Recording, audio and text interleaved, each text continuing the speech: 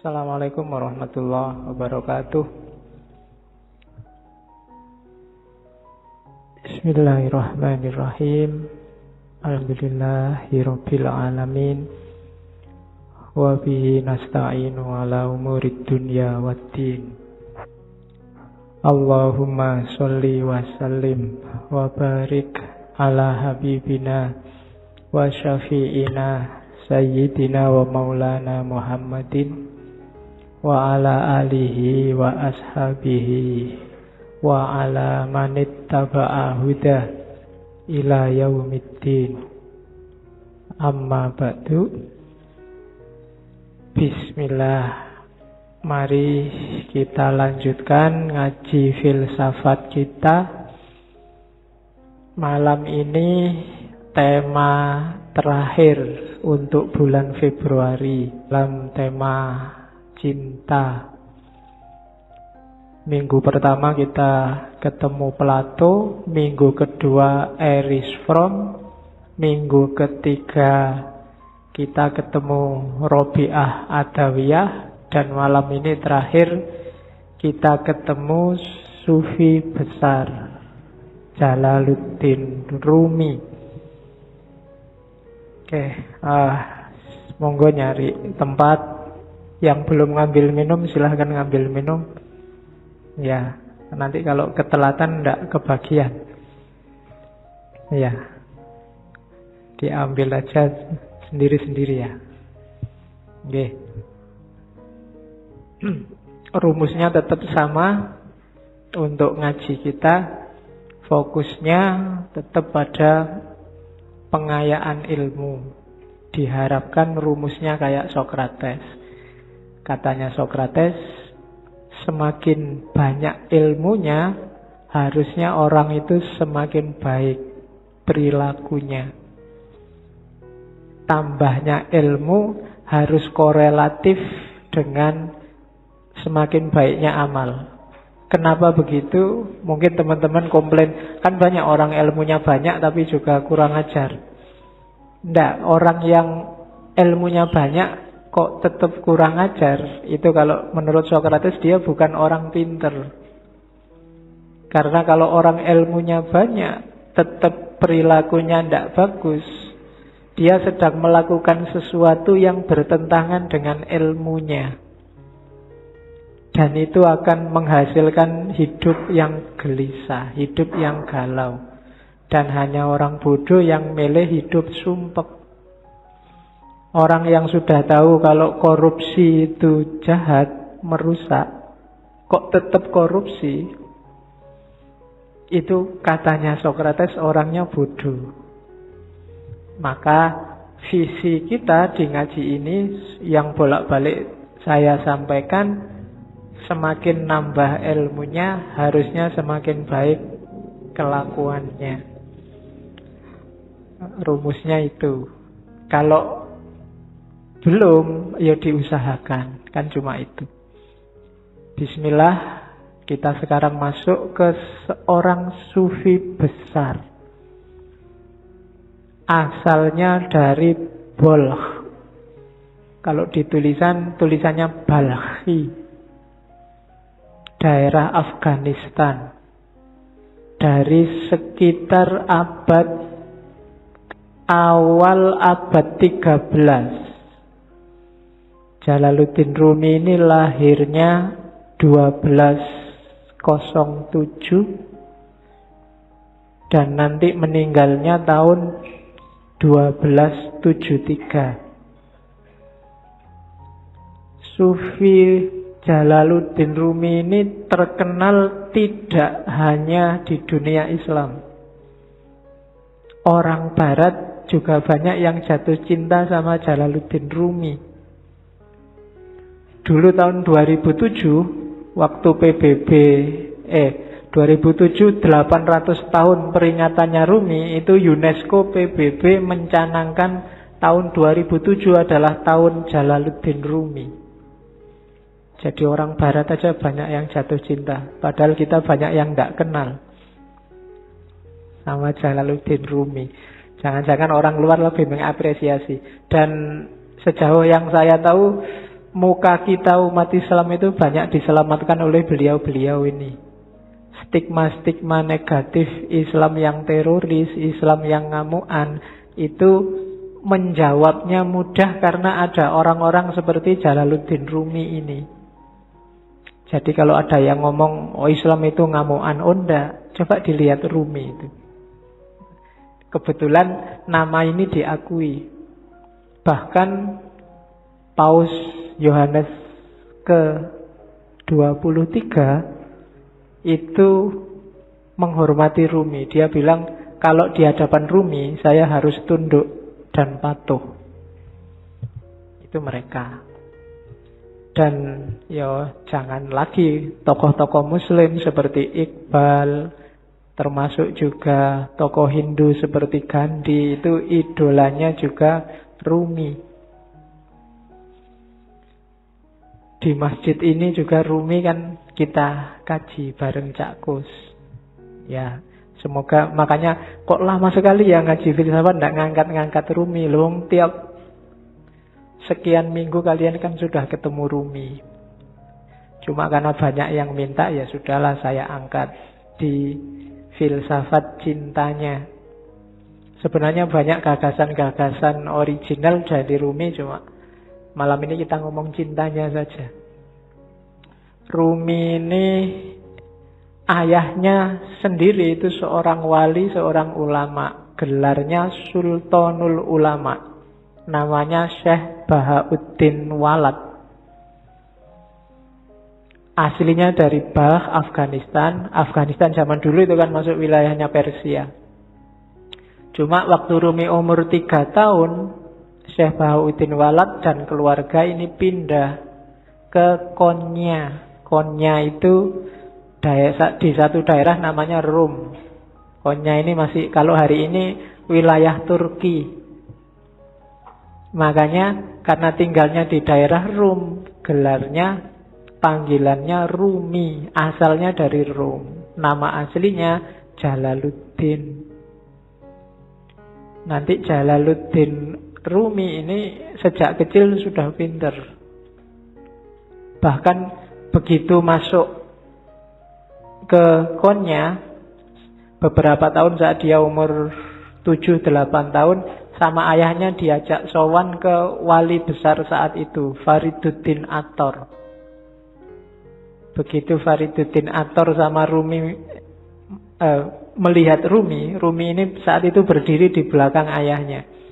Katanya Attor, lihatlah, lautan sedang datang. Dan di belakang lautan itu ada samudra. Jadi, Sufi dan wali itu biasanya lebih ngerti siapa ya jadi siapa. Dan ramalannya Fariduddin Attor benar bahwa Rumi ini nanti melebihi ayahnya jauh. Setelah ayahnya meninggal, nanti Rumi lah yang menggantikan ayahnya. Kalau zaman sekarang mungkin di pondoknya, santrinya banyak, 4.000-an lebih. Sehingga dikenallah nanti Rumi dengan gelar Maulana. Maulana Rumi, tuan kami, tuannya orang Rum. Itu karena kepinterannya seorang Rumi. Jadi dia profesor pinter zaman itu. Meskipun nanti ada titik balik kehidupannya yang membuat dia jadi tidak sekedar orang pinter, tapi jadi orang sufi besar. Jadi yang bikin titik balik ini nanti ketika dia bertemu gurunya, namanya Syamsu Tabriz, Syamsuddin At-Tabrizi.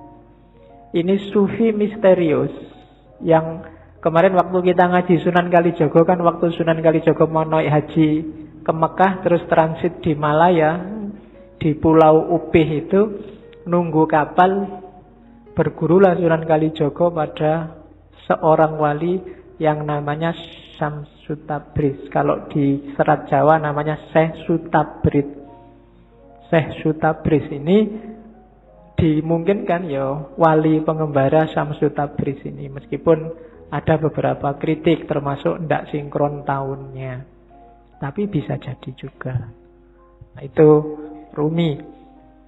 jatuh cinta luar biasa sama gurunya. Jadi kalian nggak usah heran kalau baca sejarahnya Rumi.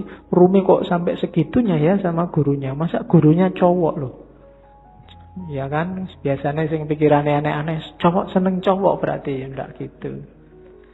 Ya, kayak kamu kagum sama gurumu yang kamu anggap luar biasa kan juga kamu saking harapannya, saking senengnya.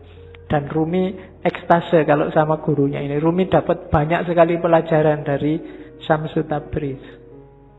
Dari situlah Rumi kemudian mulai menarik diri dari dunia ramai. Dia mulai zuhud, mulai uzlah. Yang nanti memunculkan fitnah-fitnah, bikin Syamsu Tabriz tidak nyaman di dekat Rumi, terus pergi.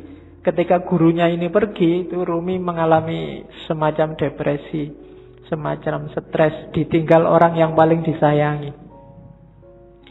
Mulai keluar bakat sastranya, syair-syairnya lahir.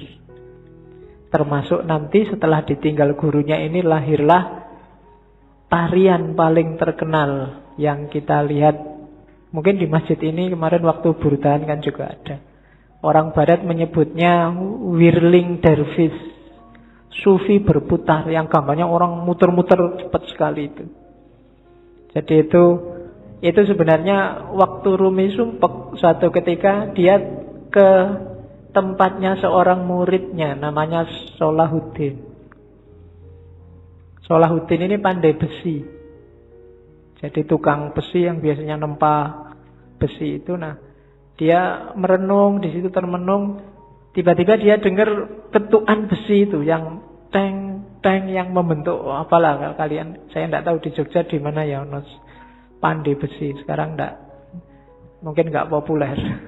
Tapi dulu ada tukang besi. Nah, lama-lama bunyi ketukan ini di telinganya Rumi kedengaran kayak bunyi wirid, kayak bunyi Allah, Allah, Allah. Terus di setiap ketukannya dan secara nggak sadar tubuhnya bergerak mengikuti irama ketukan besi itu. Dari situ nanti terus dia berputar.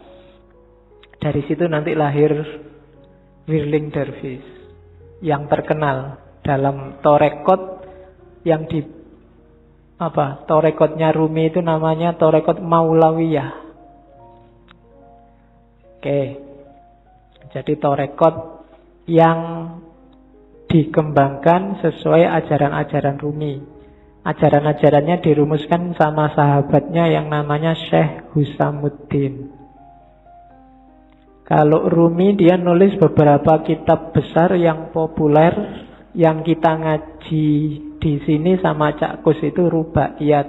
Rubaiyat itu 1600 bait syair. Nanti kitab yang dia tulis paling terkenal lagi Diwanu Syamsu Tabriz. Ini pujian-pujian syair tentang gurunya Syamsu Tabriz.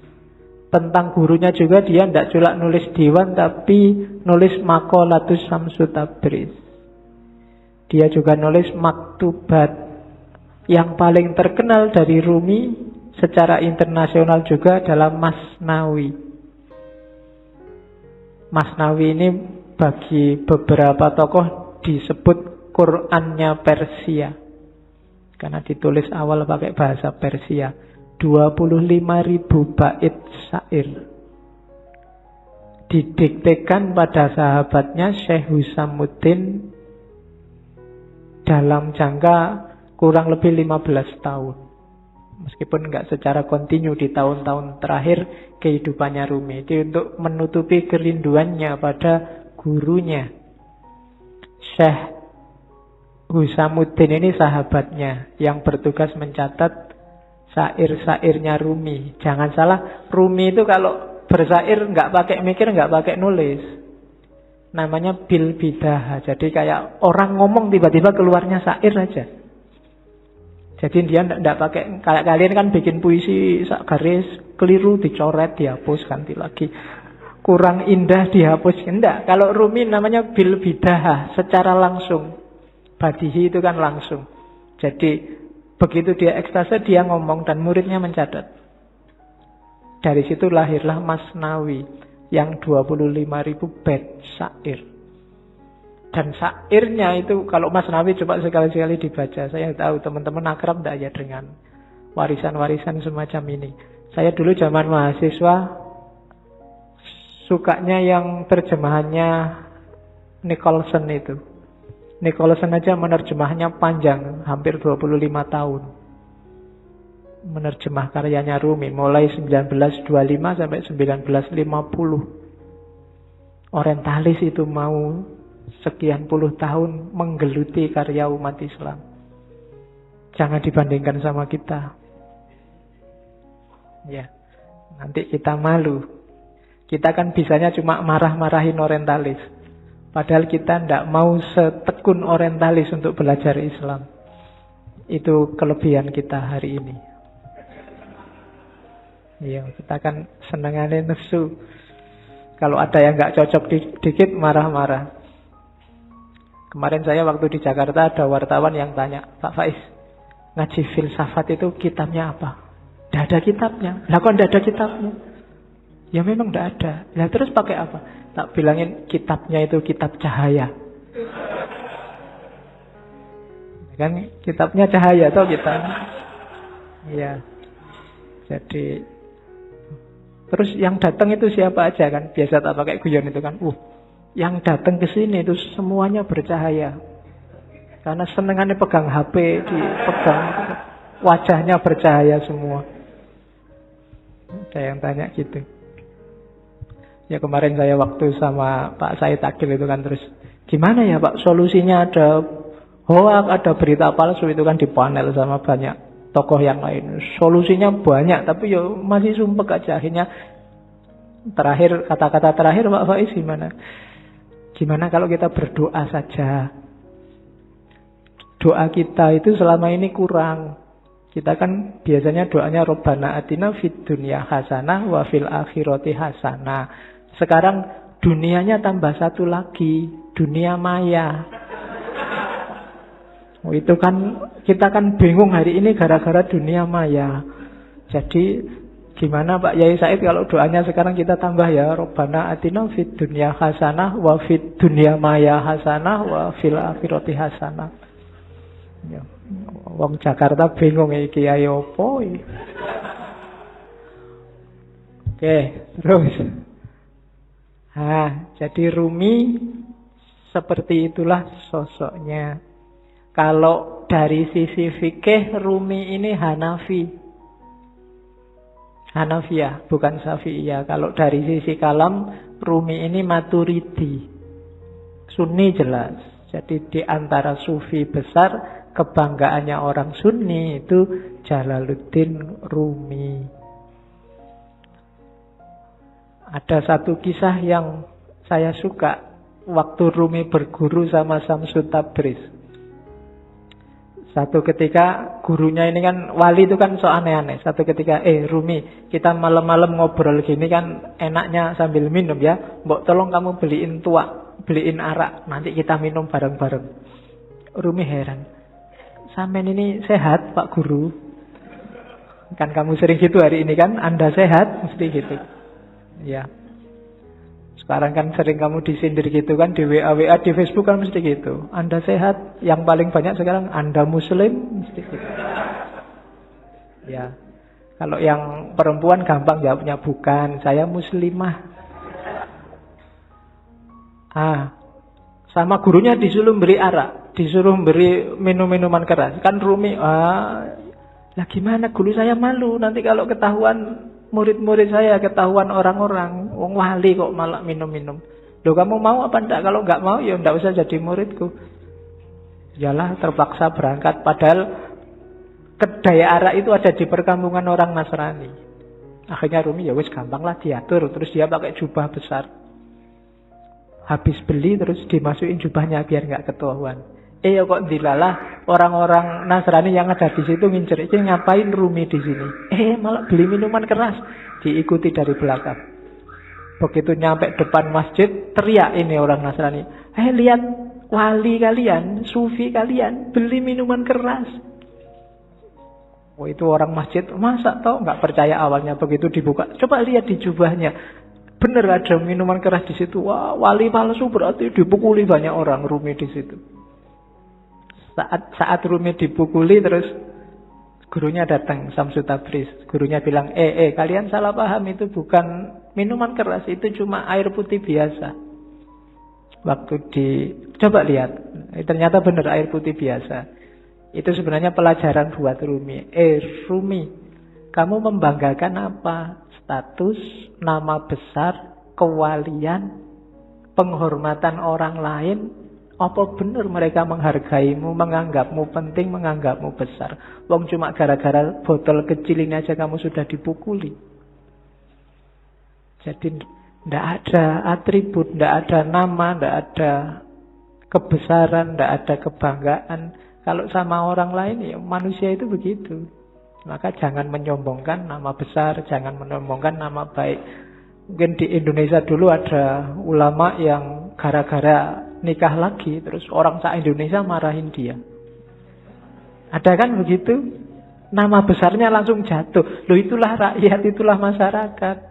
Kalau kita mengandalkan pendapat masyarakat, kita menjaga nama baik di tengah masyarakat, apa nama itu? Apalagi di era hari ini kan fitnah, berita bohong berseliweran. Kalau kita andalannya nama baik, besok kamu tak bikinin hoak, namamu langsung jatuh. Maka jangan mikir itu. Tidak usah sibuk dengan orang menganggap aku baik apa enggak. Yang penting lakukanlah, jadilah orang baik.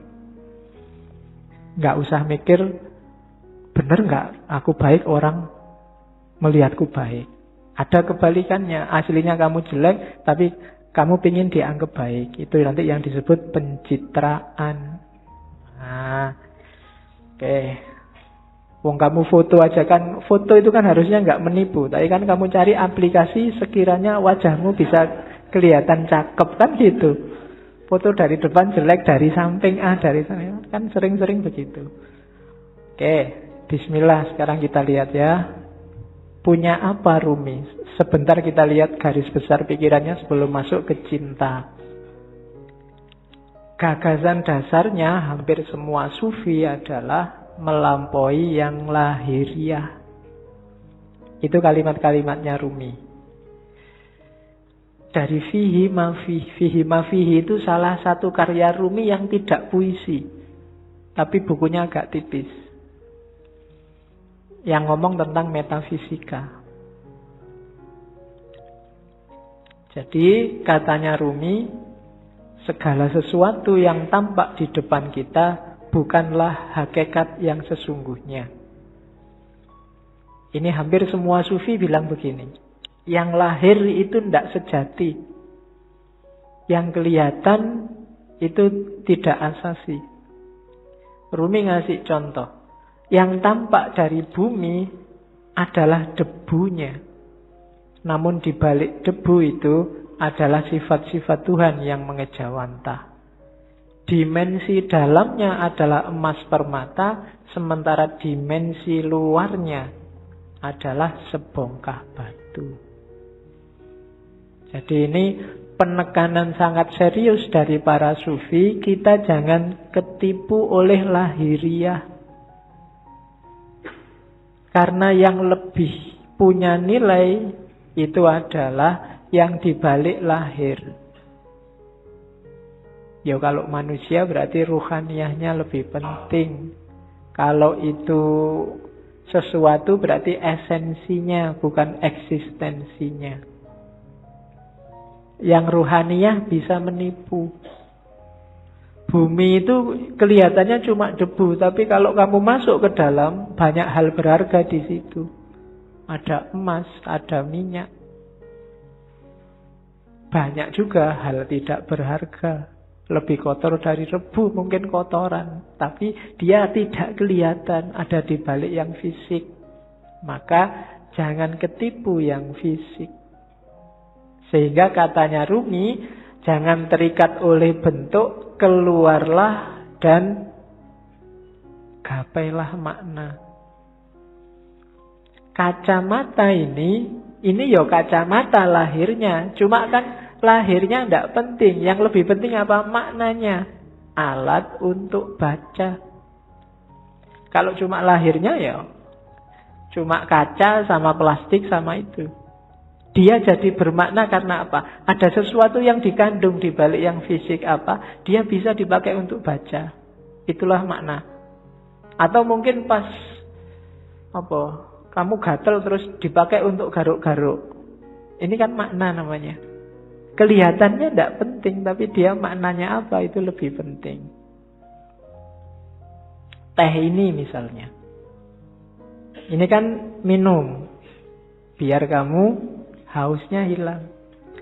Menghilangkan haus itu makna dibalik barang yang warnanya coklat ini. Itu lebih penting.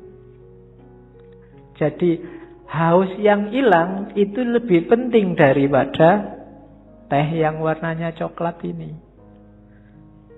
Jadi bukan tehnya.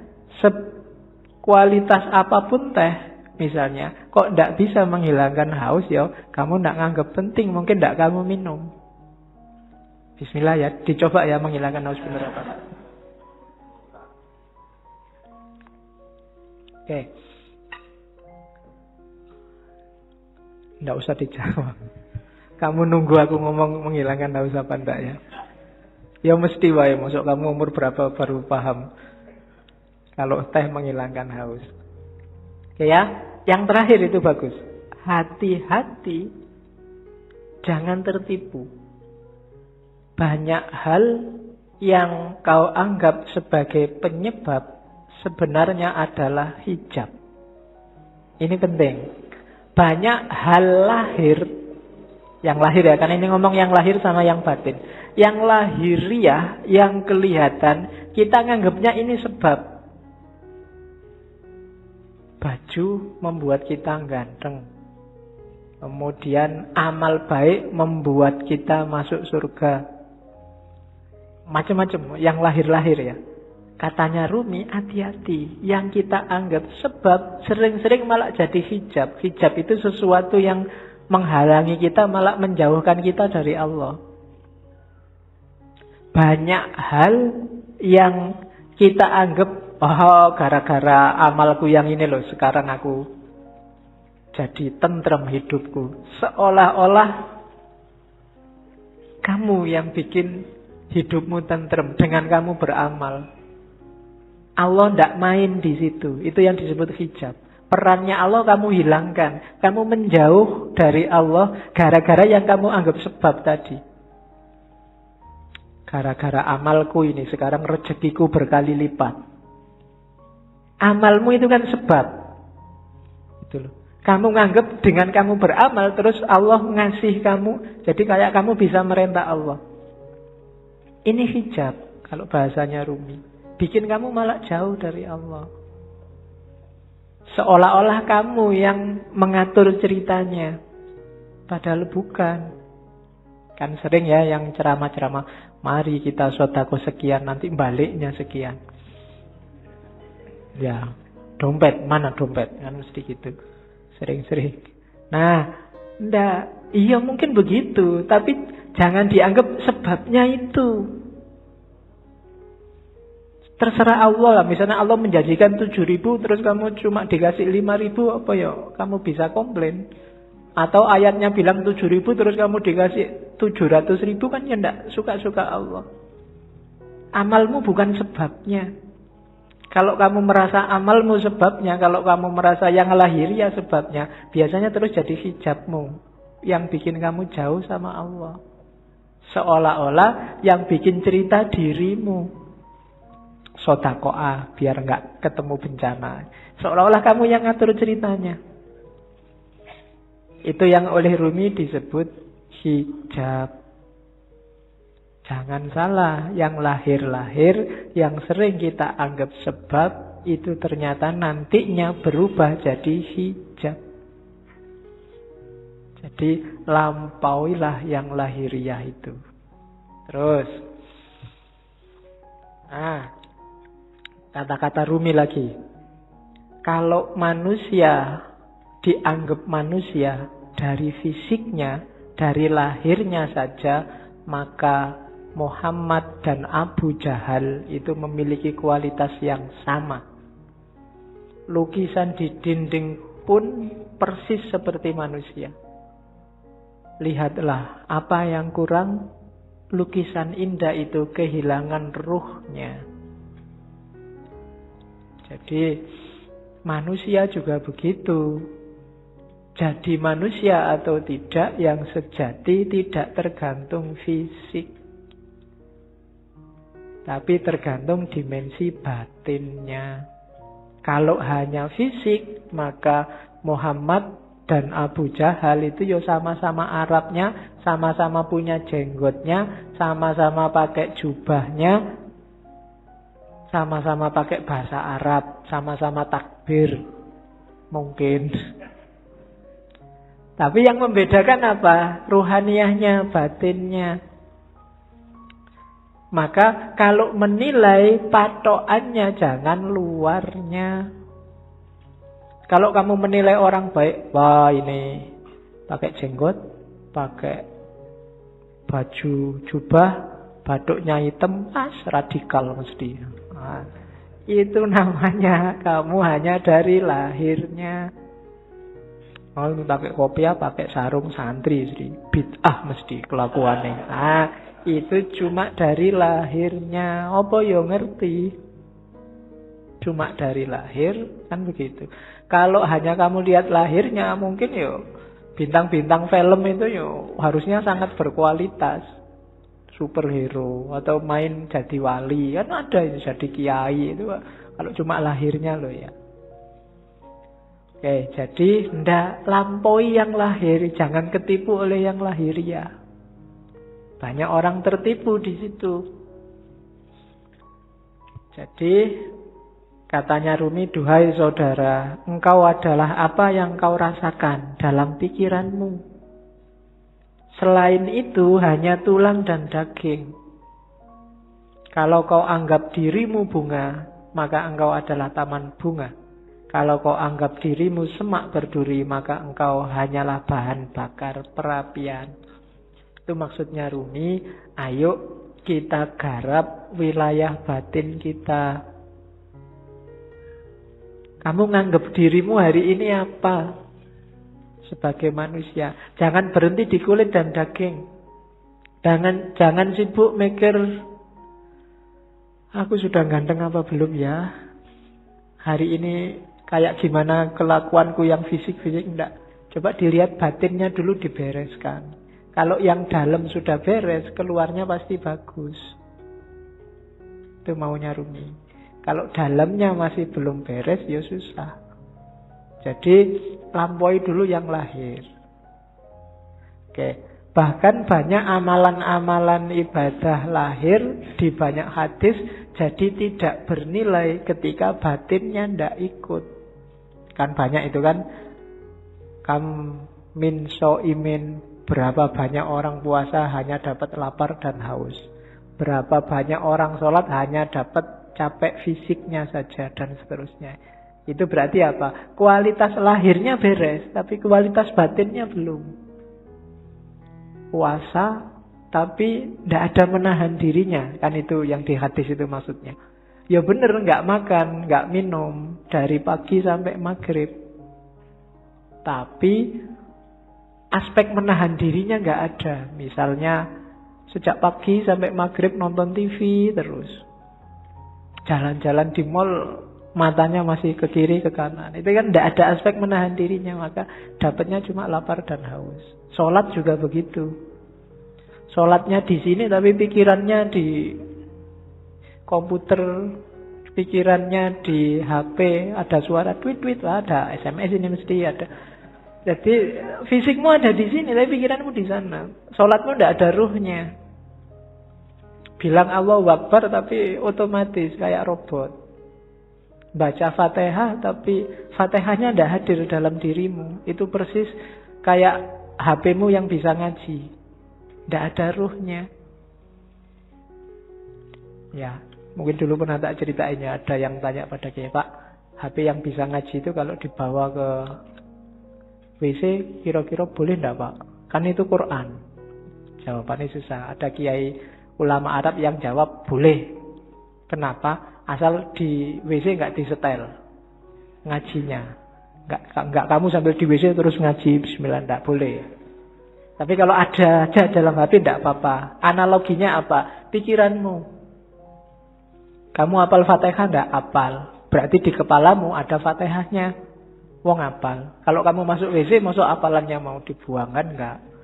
Berarti tulisannya ada, hafalannya ada, masuk WC asal enggak kamu bunyikan waktu di dalam WC. Nah, itu HP-nya saja itu kan tidak ada ruhnya. Jadi kalau kamu ngaji, kalau kamu sholat, ketika jiwamu nggak hadir, batinmu nggak hadir, ya cuma dapat wadahnya saja, tidak ada isinya. Bahkan mungkin lebih bagus HP-mu, tartilnya jelas. Ya, kalau kamu ngaji dewe kan masih pelekak-pelekuk. Nah, jadi rumus pertama katanya Rumi, yuk dilampaui yang lahiriah. Jangan berhenti hanya sudah bisa melakukan amal-amal lahir. Dibereskan dulu yang batin. Oke.